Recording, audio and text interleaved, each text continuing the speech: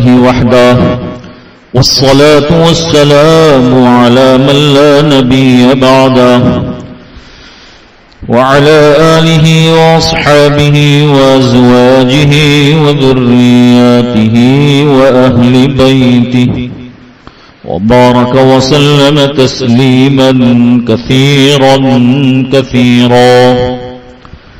أما بعد فأعوذ بالله من الشيطان الرجيم. بسم الله الرحمن الرحيم.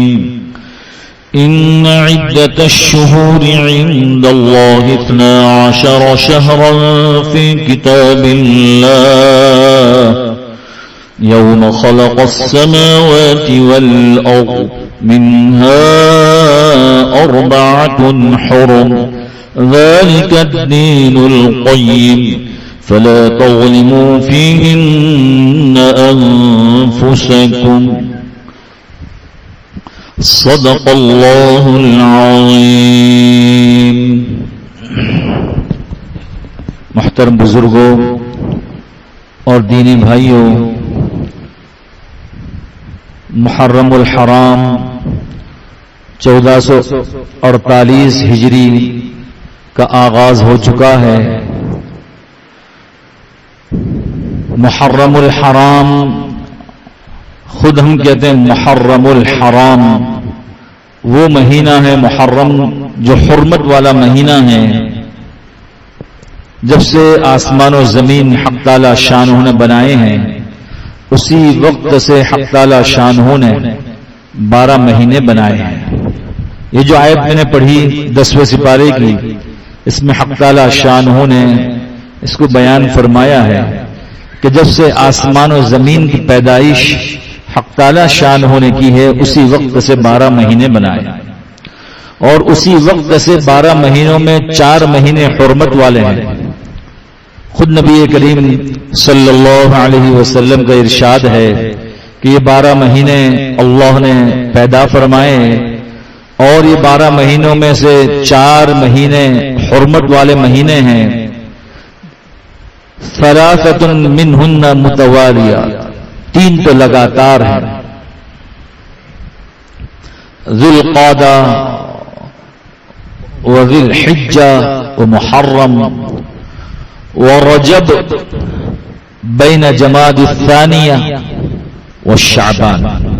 یہ آپ نے فرمایا کہ 3 مہینے جو لگاتار ہیں ذی قعدہ، ذی الحجہ اور محرم، اور 1 مہینہ وہ رجب ہے جو رجب کے جماد الثانیہ اور شعبان کے درمیان میں ہے. یہ آپ نے فرمایا. یہ 4 مہینے حرمت والے ہیں. اس کا کیا مطلب ہے؟ یہ مہینے 4 مہینے جو ہے اس کی عظمت، اس کی حرمت، اس کا احترام دیگر 8 مہینوں کے مقابلے میں زیادہ ہے. اسی لیے سرکار دو عالم صلی اللہ علیہ وسلم کا ارشاد ہے کہ یہ محرم کے مہینے میں کثرت سے روزے رکھو. ایک حدیث الترغیب والترہیب میں مجھے ملی، اس حدیث میں سرکار دو عالم صلی اللہ علیہ وسلم کا مبارک ارشاد ہے جو ابن عباس رضی اللہ تعالی عنہما اس کے راوی ہیں. یہ فرمایا کہ جو شخص محرم الحرام میں روزے رکھتا ہے ہر روزے کا ثواب 30 روزے کے برابر ہے. ہر دن روزے کا ثواب 30 روزوں کے برابر ہے. یہ ترغیب و ترہیب میں ابن عباس رضی اللہ تعالی عنہما سے روایت ہے. اور 10 محرم کو عاشوراء کا دن، اتنا مبارک دن ہے 10 محرم. سرکار دو عالم صلی اللہ علیہ وسلم نے جب ہجرت فرمائی اور مدینہ منورہ میں پہنچے، یہود روزے رکھتے تھے، تو آپ نے فرمایا کہ یہ انصار سے پوچھا کہ یہ دن یہود کیوں روزے رکھتے ہیں؟ فرمایا انہ یوم یعظمہ الیہود والنصارى، یہ وہ دن ہے یہود و نصارہ اس کو بڑا دن سمجھتے ہیں 10 محرم کا. اور یہودیوں نے یوں کہا کہ ہم روزہ رکھتے ہیں، اس لیے روزہ رکھتے ہیں ہم کہ انجى اللہ تعالی موسیٰ من فرعون اللہ رب العزت نے موسیٰ علیہ السلام کو نجات عطا فرمائی فرعون سے، اللہ نے دریا سے پار فرمایا موسیٰ علیہ السلام کو، بنی اسرائیل کو، اور فرعون کو غرق آب کیا۔ وہ دن 10 محرم تھا، اس دن کی خوشی میں ہم روزہ رکھتے ہیں، اس دن کی خوشی میں روزہ رکھتے ہیں۔ پیارے آقا صلی اللہ علیہ وسلم نے اس موقع پر ارشاد فرمایا،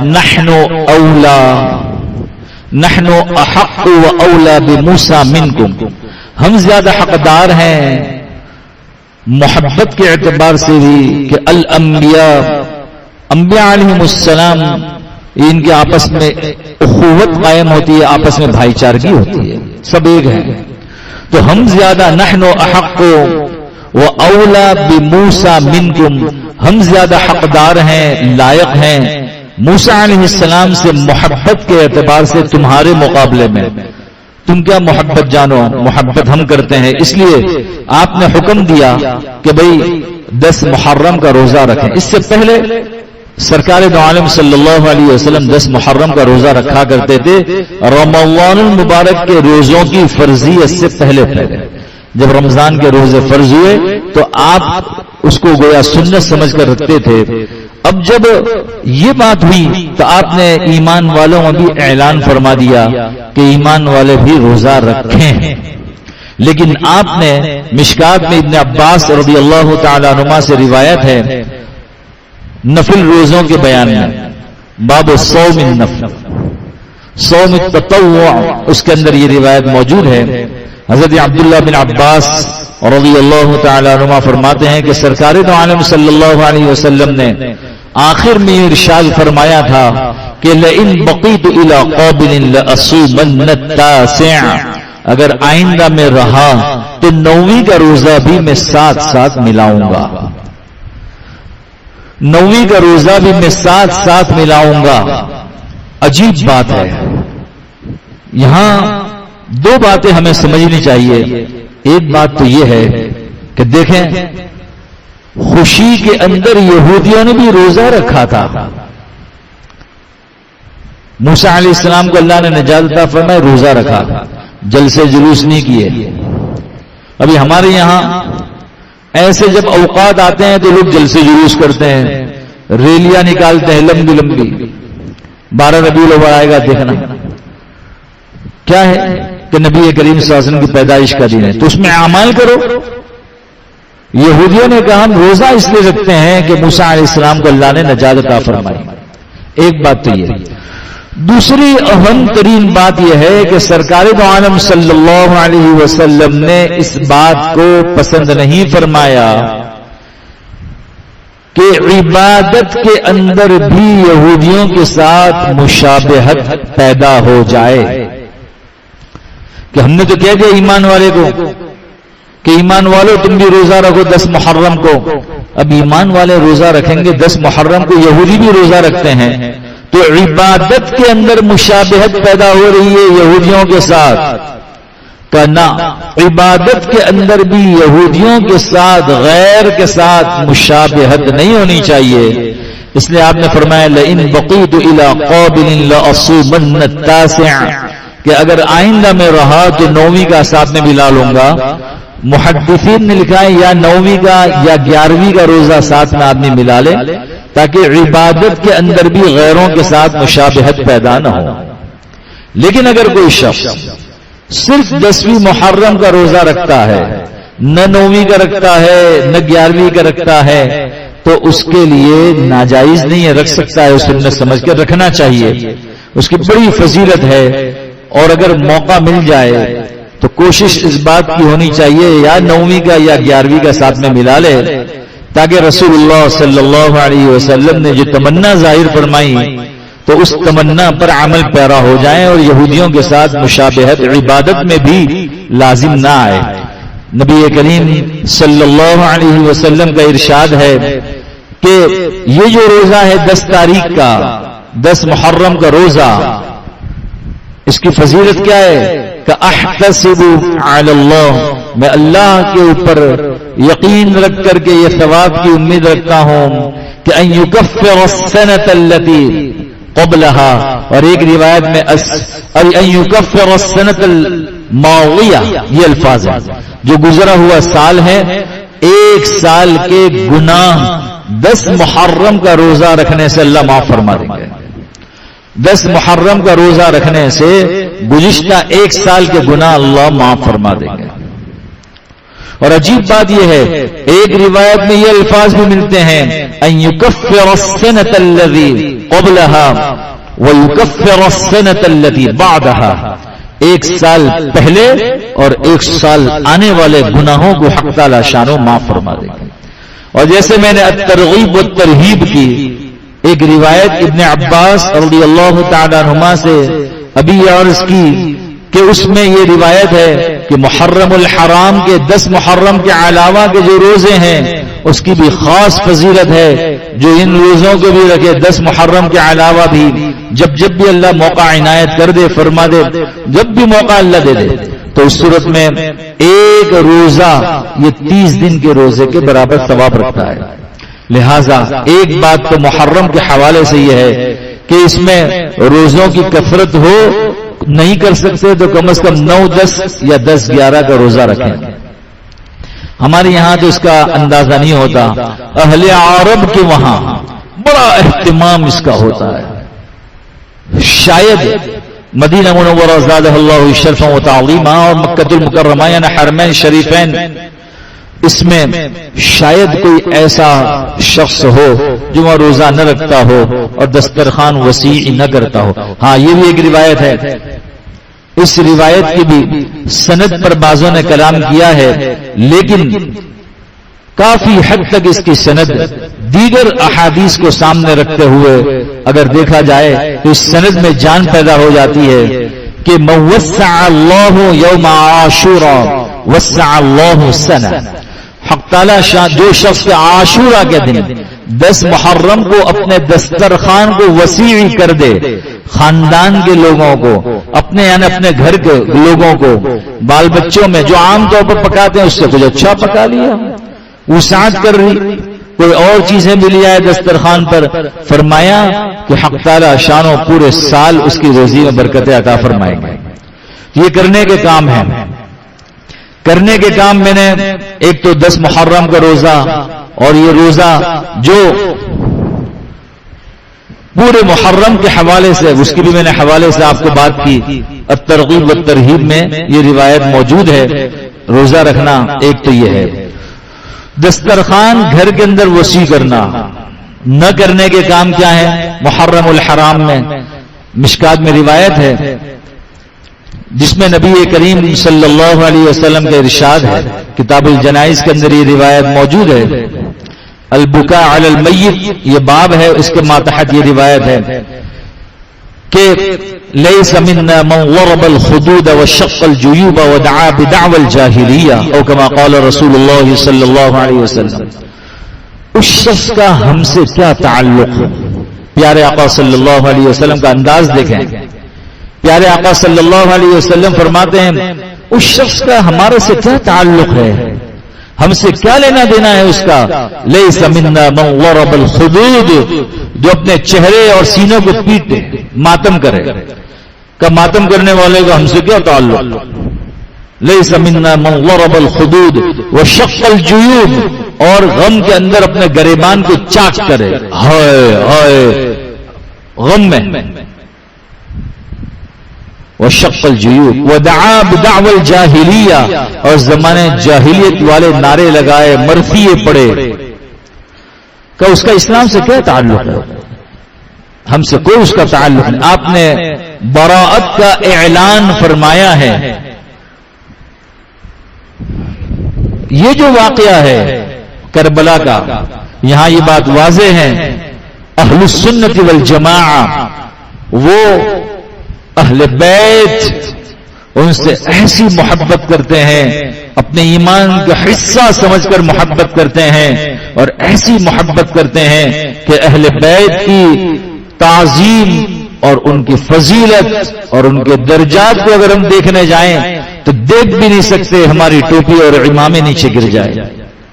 ہم اتنی گہری ان سے محبت کرتے ہیں کہ ہمارے ایمان کا حصہ اور جزو لا ينفك سمجھتے ہیں جو جدا نہیں ہو سکتا.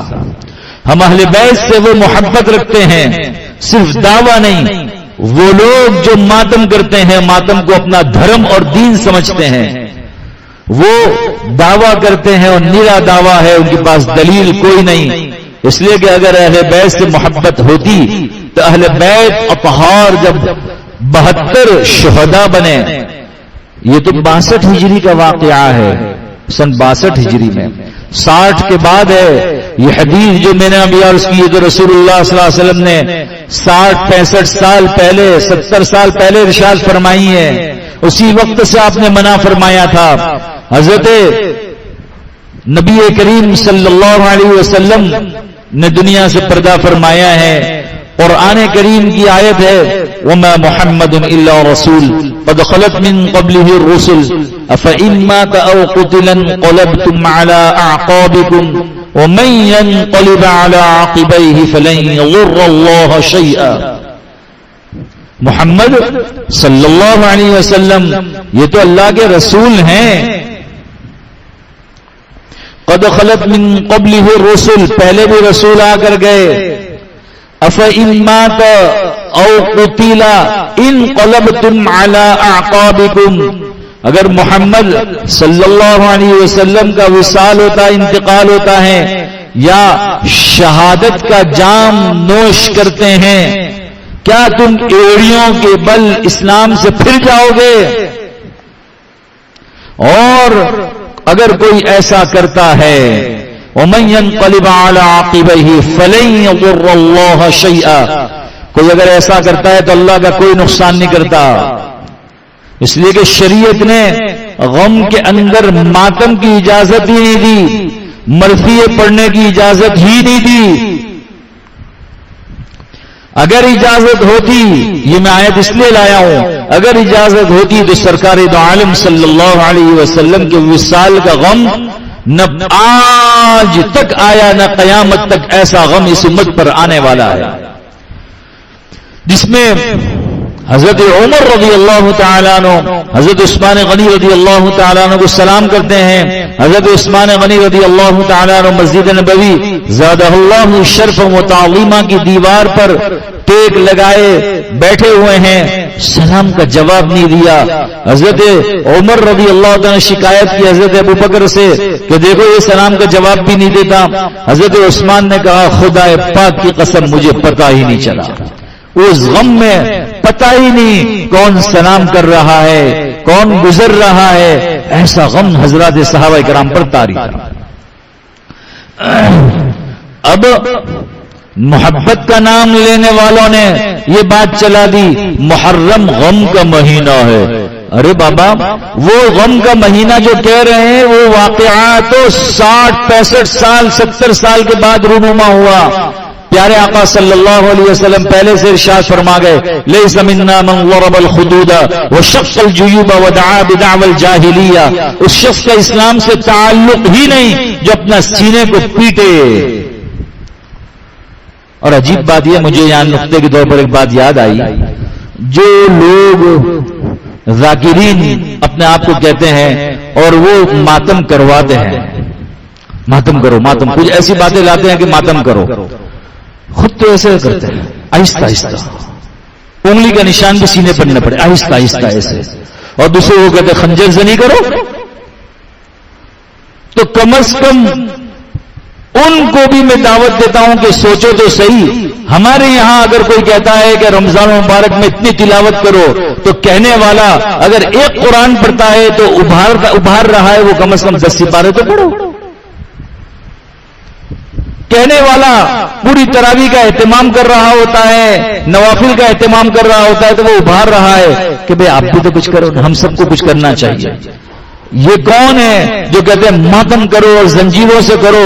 حقیقی محبت یہی ہے، اور یہی اہل بیت اطہار سے محبت ہے. اور خود 3 انگلیوں سے آہستہ آہستہ سینے کو ایسے کر رہا ہوتا ہے کہ میرے کپڑے بھی خراب نہ ہوں اور اس کا پریس بھی خراب نہ ہو. یہ تو کم از کم سوچو.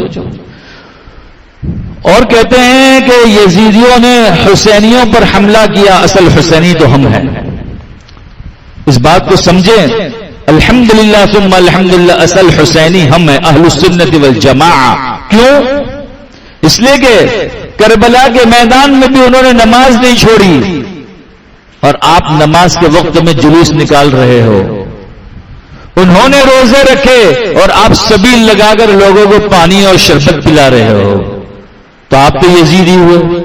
حسینی تو ہمیں اب بالفرض و تقدیر مان لو کہ اگر آپ کہتے ہو ہم حسینی ہیں اور یزیدیوں نے مارا تھا تو آپ تو خود یزیدی بھی ہو رہے ہو اور حسینی بھی ہو رہے ہو اس لیے کہ اپنے ہاتھ سے مار رہے ہو. کسی اور کو کہو کہ ہمیں مارو تم یزیدی بن کر کے, تب جا کر کے واقعہ صحیح بنے گا. میری بات سمجھ میں آ رہی ہے؟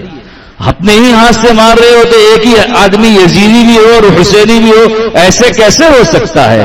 کسی اور کو کہو کہ مارو, خنجر بھی کسی اور کو دو کہ وہ مارے, تب جا کر یزیدی اور حسینی صحیح بیٹھے گی. یہ مذاق بنایا ہے اور مذاق بنا کر کے امت کو یہ دھوکہ دیا جا رہا ہے ہم حسینی ہیں اور یہ سارے اہل السنت یعنی ہماری جماعت سنی یہ یزیدی ہیں. نہیں, ہم حسینی ہیں اور وہ یزیدی ہیں. کیسے؟ حضرت ابو بکر صدیق رضی اللہ تعالی عنہ نے خلافت کا اعلان کیا.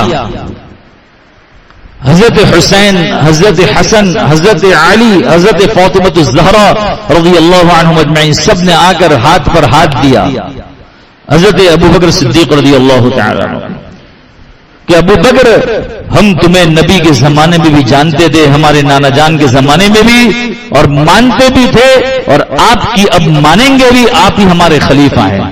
تو حسینیت یہ ہے کہ ابو بکر کے ہاتھ میں ہاتھ دے دیں, ان کی بات مان لیں, اور یزیدیت یہ ہے کہ ان کا انکار کریں.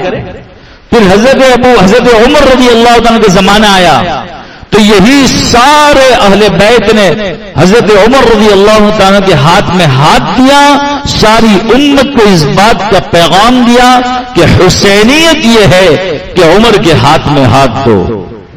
صرف ہاتھ میں ہاتھ نہیں, حضرت علی رضی اللہ تعالیٰ نے اپنی لخت جگر نور نظر اپنی بیٹی بھی حضرت عمر رضی اللہ تعالیٰ عنہ کے نکاح میں دے کر گویا اس بات کا اعلان کیا کہ عمر ایک طرف مراد رسول ہے, مرید رسول ہونے کے ساتھ ساتھ, اور ایک طرف سسر رسول ہیں تو وہ داماد علی بھی ہیں حضرت عمر رضی اللہ تعالیٰ.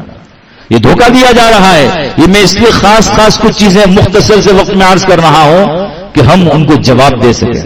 پھر حضرت عثمان غنی رضی اللہ تعالیٰ عنہ کا زمانہ آیا خلافت کا, یہ پورے اہل بیت اطہار پہنچے اور انہوں نے سب نے حضرت عثمان غنی رضی اللہ تعالیٰ عنہ کے ہاتھ میں ہاتھ دیا اور حسینیت کا ثبوت دیا کہ آپ ہمارے نانا جان کے رشتہ دار, آپ کو دو لخت جگر نور نظر یکے بعد دیگر حضرت رقیہ اور حضرت ام کلثوم رضی اللہ عنہم یہ آپ کو ہمارے نانا جان نے دی تھی.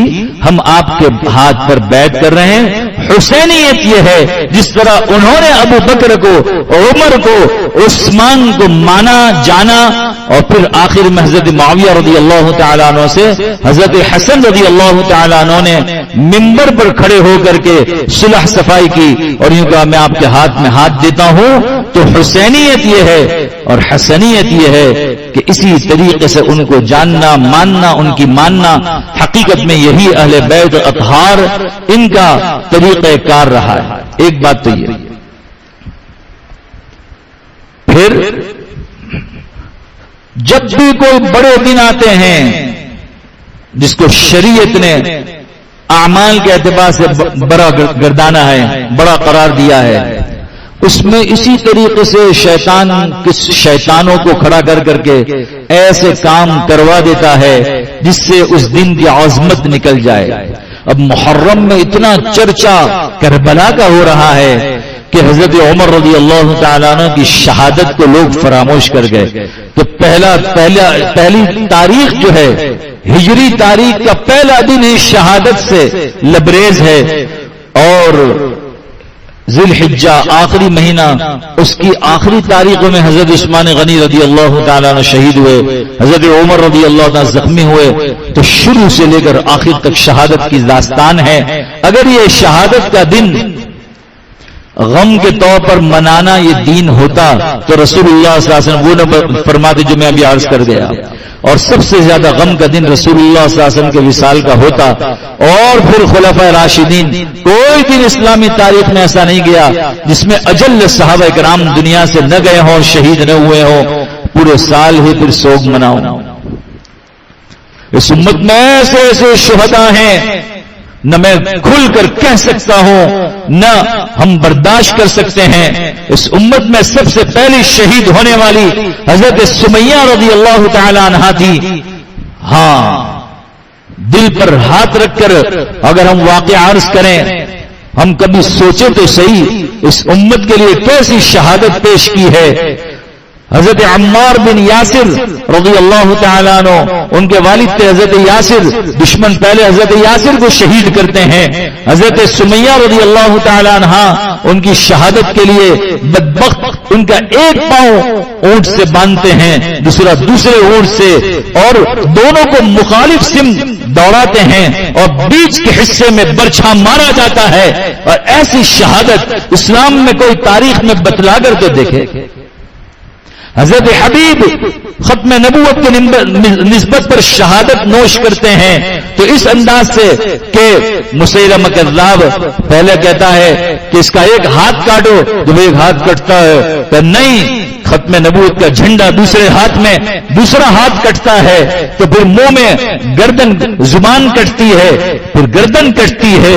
ایسے ایسے شہادت اللہ نے حضرات صحابہ کرام کے مقدر میں رکھی تھی. حضرت خبیب بن عدی رضی اللہ تعالیٰ عنہ، جب انہیں دشمن تنعیم جہاں سے عمرہ کیا جاتا ہے، مسجد عائشہ جہاں ہے، اسی جگہ پر، اسی مسجد کے پاس قریب، اس وقت مسجد نہیں تھی، مسجد عائشہ اس لیے نام رکھا ہے کہ امی عائشہ صدیقہ رضی اللہ تعالیٰ عنہا نے وہاں سے عمرہ کیا تھا اپنے بھائی کے ساتھ، اور نبی کریم صلی اللہ علیہ وسلم ان کا انتظار فرما رہے تھے، اس لیے کہ وہ ایام میں آ گئی تھی، بعد میں عمرہ کیا. وہاں خبیب بن عدی کو دشمن لے جا رہے ہیں اور سولی پر جب چڑھانے لگے ہیں تو کہتے ہیں 2 رکعت نماز پڑھنے دو. 2 رکعت عشق والی نماز پڑھی، میں اپنے ربا سے ملنے جا رہا ہوں. اور وہ عشق کی نماز پڑھنے کے بعد کہتے ہیں فلیس ابالی حین اقتل مسلما علی ای شق کان للہ مصرعی وذلك فی ذات الالہ وان یشاء یبارک فی اوصال کل شل ممزعی. مجھے کوئی پرواہ نہیں ہے، میں توحید پر جمع، رسول اللہ صلی اللہ علیہ وسلم کی رسالت پر جمع، اسلام اور دین کی نسبت پر میں شہادت نوش کر رہا ہوں.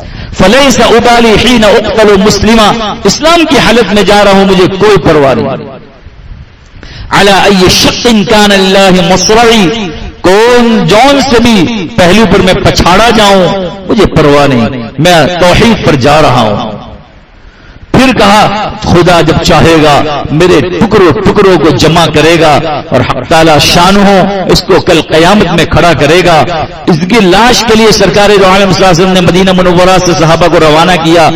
خیر کسی بھی طریقے سے لاش نکالی، دشمن کو غافل پا کر کے 40 دن 1 مہینہ لٹکتی رہی تھی. جب لاش لے کے جا رہے ہیں انہوں نے کہا تھا اللہ میری لاش کی حفاظت کرنا. ایسے اللہ کے نیک بندے ہوتے ہیں، لو اقسم علی اللہ لابرہ، اللہ پر قسم کھائیں اللہ ان کی قسم کو پوری فرماتے ہیں. دشمن جب سامنے آ گئے اس صحابی نے لاش زمین پر رکھی کہ اللہ یہ زمین بھی تیری ہے، یہ امانت تو اپنے اندر لے لے.